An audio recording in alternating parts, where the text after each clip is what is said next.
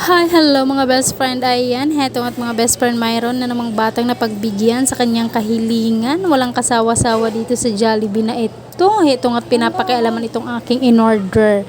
Ang gusto lang naman niyang kainin ay chicken lang at saka rice, pero pinapakialaman niya yung aking fries sauce. So ito nga mga best friend, kakain nga ako dito mga best friend ng spaghetti dahil nakakamiss talaga yung aking tsusawa dahil gustong gusto niya yung spaghetti ng Jollibee. Hindi ko alam kung bakit. Basta sabi niya mas masarap daw itong spaghetti ng Jollibee kaysa sa luto ko. Uy, hindi na kita ipagluluto. Ewan ko na lang sa'yo kapag umuwi ka. Joke. So ito nga mga best friend, ninanamnam ko talaga itong spaghetti at bigla naman itong nainggit itong aking Junakis. Itong at sinubuan ko na lang dahil natatamad pa daw siyang kainin yung isang box ng spaghetti mga best friend. Yung in-order ko nga mga best friend na ito ay super meal, yung parang family size. Dadalawa lang naman kaming kakain. Gustong gusto ko kasi itong in-order para makontento talaga siya mga best friend. Oo, so heto nga at kakain ako dito mga best friend ng fries at hindi ako makontento dahil pag kumakain ako ng fries mas gustong gusto ko yung sinasawsaw siya sa gravy dahil masarap yung gravy talaga ng Jollibee mga best friend.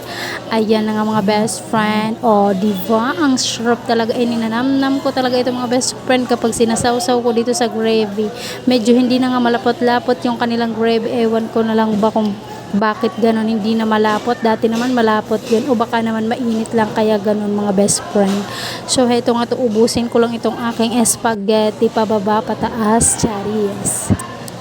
Ang sarap kasi ng spaghetti ng Jollibee. Hindi ko alam kung anong nilalagay nilang ditong secret ingredients at sobrang sharp nito. Nahihiya nga ako ditong sumubo ng malaki. Kung nasa bahay lang ako, Diyos may ubos na to agad-agad. Dahil nahihiya nga ako mga best friend dahil kaharap lang kami ng counter. O diba?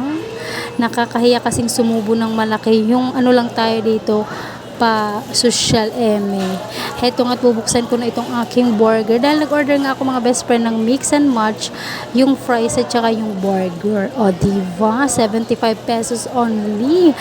Ay, ang sharp talaga. At sabi naman ng isa bakit wala daw siyang order na hamburger. Ay sabi ko naman, gusto mo lang naman chicken at saka rice o yun lang naman yung in-order ko. Gusto mo mag-share na lang tayo, pero ayaw niya dahil may kinagatan ko na daw. Ang arte-arte o kala mo naman hindi siya galing sa akin. Hetong at mga best friend, parang gusto kong kumain din ng chicken.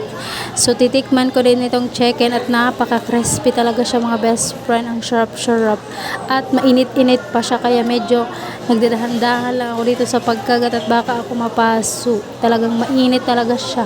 Sobrang sarap talaga ng chicken ng Jollibee. Kaya gustong-gusto nitong aking Junakis kumain ng Jollibee. O diba, syempre hindi makukontento tayo kapag walang gravy. So lagyan natin ito ng gravy para mas lalong sumarap itong ating kinakain dito sa Jollibee. Bira ang saya. Charis. So ito na nga mga best friend, inom na nga ako dito ng Nestea or iced tea. Basta ayan, hindi kami order ng soft drinks dahil bawal yun. Baka mapagalitan tayo ng ating manager. Hindi na tayo pa dalhan. O ayan na siya. O diba? Kala mo naman. So, yun lang. Thank you again for watching. Bye. Love ya.